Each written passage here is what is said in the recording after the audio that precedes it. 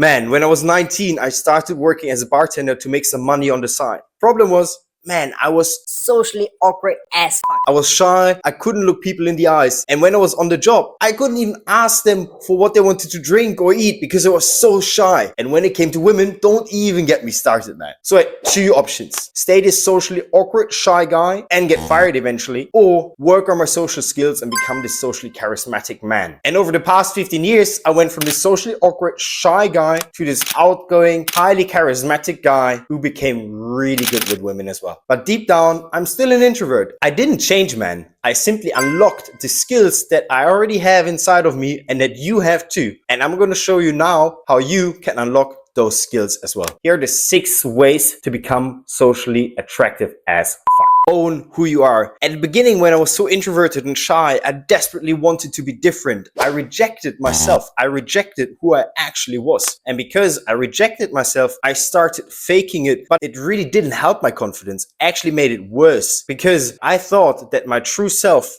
is unworthy, so I have to pretend to be someone else. But everyone else is already trying to be someone else. So my biggest breakthrough was when I stopped trying to be someone who I wasn't. And then I actually changed. When I got fired in finance and I applied at a tech startup, they hired me because they said this: your presentations stood out. They were so different from all the others. They all had the same slides, the same structure, but they lacked one thing: passion, energy, and authentic confidence, because you didn't try to impress us. You were just here to show who you truly are and what you're good at. You didn't lie. You didn't try to present yourself as this glowing god of sales. No, you owned truly who you are, your flaws and also your strengths. And that's why we hired you. Nothing is more attractive and magnetic than knowing who you are and owning this. Because in today's society, everyone's trying to follow the rules. Everyone's trying to live society's path. But guess what? No one's standing out because they're all a shadow of themselves. Here are 2 powerful questions that you can ask to identify who you truly are. What are my deepest desires that I'm suppressing because I'm afraid to be found out? And especially with women, we suppress who we truly are. So ask yourself, how often have I agreed with her just to please and impress her and not because I was wholeheartedly agreeing with her? Number 2, become interested instead of interesting. I had the highest tips as a bartender, I had the highest closing rate in sales, and then was fast-tracked to become managing director at the startup within just 2 years. Why? Because I had empathy, man. I listened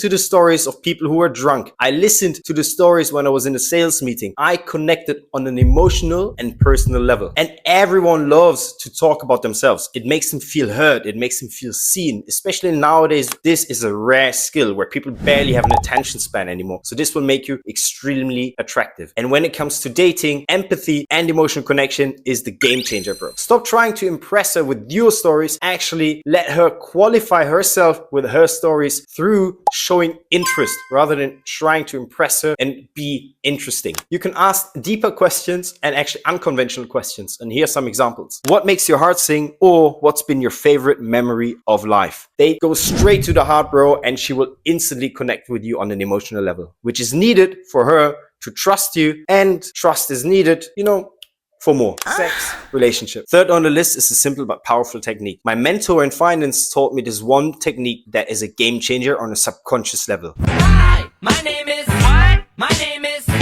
my name is it's named Sadie. Say a person's name at least 3 times in a conversation. How do you feel when someone remembers your name? We often forget the person's name that we just spoke to. So if you remember their name, man, you instantly become more attractive. And then there's another element, especially for dating, especially when you want to turn a girl from just a date to girlfriend. After 2-3 dates, you'll start to get to know her a bit better. And I want you to give her a nickname. Develop a theme. Like my favorite nickname, or the one I have with Sandra right now, is Bambi. And she's my Bambi. And because you call her a nickname or you give her a nickname, it creates a special bond with the two of you. Empathetic assumptions. Have you ever been in an interview where they asks you questions after question and it gets so intense and boring. That's how she feels when you bombard her with questions. How was your day? What do you do for work? And do you love traveling? Instead, sprinkling empathetic assumptions. They make her feel safe and more connected to you, man. Because deep down, women need to feel safe before they can be wildly attracted to you, man. And this empathetic assumption is super simple. You essentially just label her emotion. I took this technique from FBI negotiator Chris Voss and applied it to dating, and it works like a charm, bro. So you start off with, it sounds like, or it looks like, and then you add an emotion. It could be something like, looks like you could use a long warm hug. That must sound like you had a rough day. So you essentially describe or label what she's experienced or what she needs. It makes you come across more charismatic and empathetic. Skill number 5 that makes you way more charismatic. Learn to tell amazing stories. Are you the kind of guy who just states facts and pretends that this is a story? Bro, it's super boring because it lacks a plot, it lacks emotions. So stop saying, Yesterday I went to the gym and then I had breakfast, then I ate oat granola for breakfast, and then I had my protein shake. bro,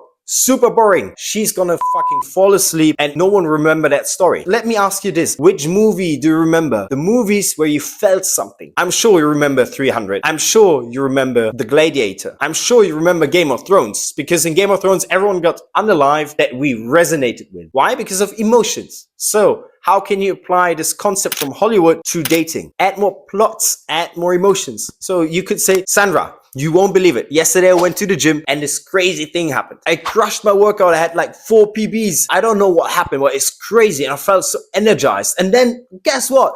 I bumped into blah, blah, blah. You see how you're way more engaged in the story? You're like, oh, you want to know what's happening next. The last one on the list is called teasing, and it makes you instantly more attractive. Why? Because it shows that you're confident and it creates an emotional spike in the other person. In the UK, it's called bantering, and it's just more fun. It makes the conversation more fun. There is a flow to it. And especially in dating, every woman wants to feel an emotional spike. The worst thing you can do to a woman is to bore her. But I'm going to show you my Don Juan Hercules method, which is simply saying something outrageous that doesn't make any sense, but it is funny. So every girl has a phone. So if she has an iPhone, you can say, you have an iPhone? No, you and I won't get along.